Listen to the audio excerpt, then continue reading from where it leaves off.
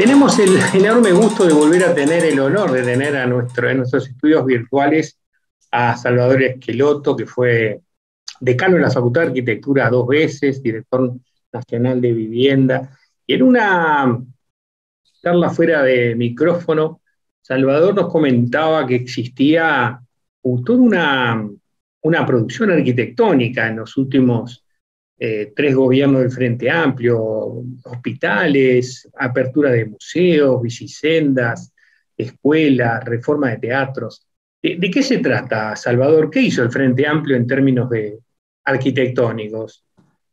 Sí, mira, esto lo comentamos y me parece que es una de las dimensiones, digamos, de lo que ocurrió en el país en los últimos años, que probablemente no tenga todavía un registro muy exhaustivo, porque tiene que ver con la actividad, en primer lugar, del sector público, obviamente, en muchas áreas y en muchos organismos, tanto nacionales como departamentales, y también de la actividad privada, por cuanto los 15 años de gobierno del Frente Amplio, lo que algunos llamaron la era progresista, coincidió con un periodo de desarrollo económico importante, de crecimiento de la actividad económica, de la inversión pública y privada, y esto seguramente es explicación en gran parte de la gran producción en materia de obras civiles. No vamos a hablar de infraestructura, porque la infraestructura a su vez también es un componente importante de todo lo que tuvo que ver con,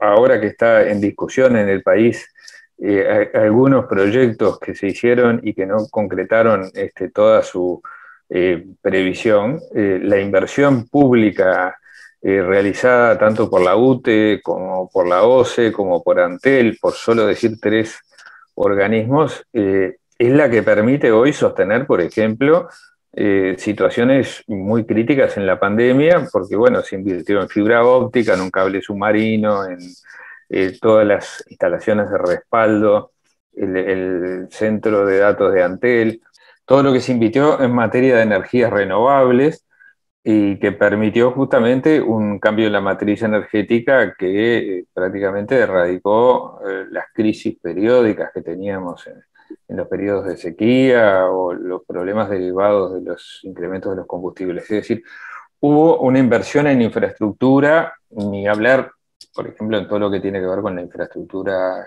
carretera, puentes, etc. Pero quizás se ve menos todo lo que tiene que ver con las obras edilicias y urbanísticas.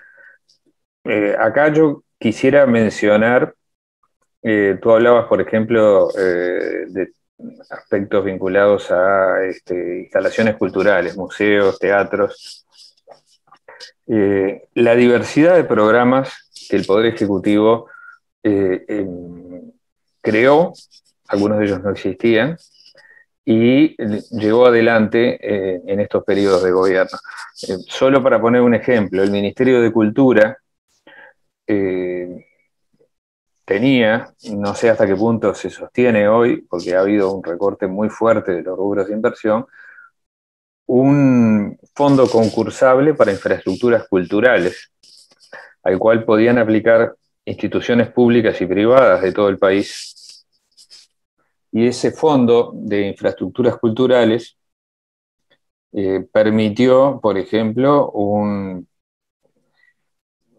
proceso de rehabilitación, de reforma, de actualización de las instalaciones de, por ejemplo, todo el interior del país, de los viejos teatros que son maravillosos, que cuentan muchas de las ciudades medias, de las capitales departamentales. Estoy pensando en el Teatro Florencio Sánchez de Paysandú, el Teatro Jung en la ciudad de Fray Bentos, o el Teatro de la ciudad de San Carlos, entre otros, porque eran obras de pequeño, mediano o gran porte, que muchas veces incluían cofinanciación, por ejemplo, de los gobiernos departamentales, pero un aporte importante del presupuesto nacional.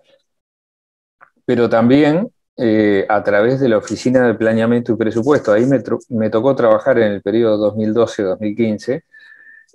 Se financiaron un número altísimo, incluso en el último periodo 2015-2020, esto se siguió incrementando, de obras de consolidación y mejora urbana, prácticamente en todos los departamentos, menos proporcionalmente en Montevideo que en el resto del país, pero que implicó mejoras de barrios que tenían carencias de infraestructura, de problemas de, sobre todo, drenaje de las aguas pluviales, complementación de redes de saneamiento, eh, calles, veredas, iluminación, espacios públicos, en algunos casos también equipamientos sociales y culturales,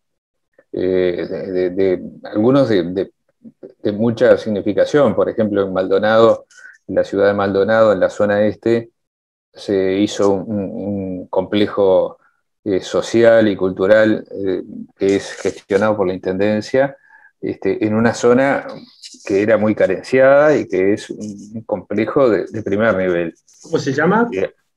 Maldonado Este. Ahora, no sé si tiene un nombre, pero el proyecto se llamaba así. Este, y es un complejo deportivo, cultural, que incluye espacios abiertos, espacios cerrados, un teatro. Es decir, realmente hubo un esfuerzo enorme en infraestructuras, ni que hablar en lo que tiene que ver con espacios públicos. Habitualmente lo ejecutan las intendencias departamentales, pero con un aporte y una supervisión de los proyectos y las obras desde el gobierno central a través de la Oficina de Planeamiento y Presupuesto.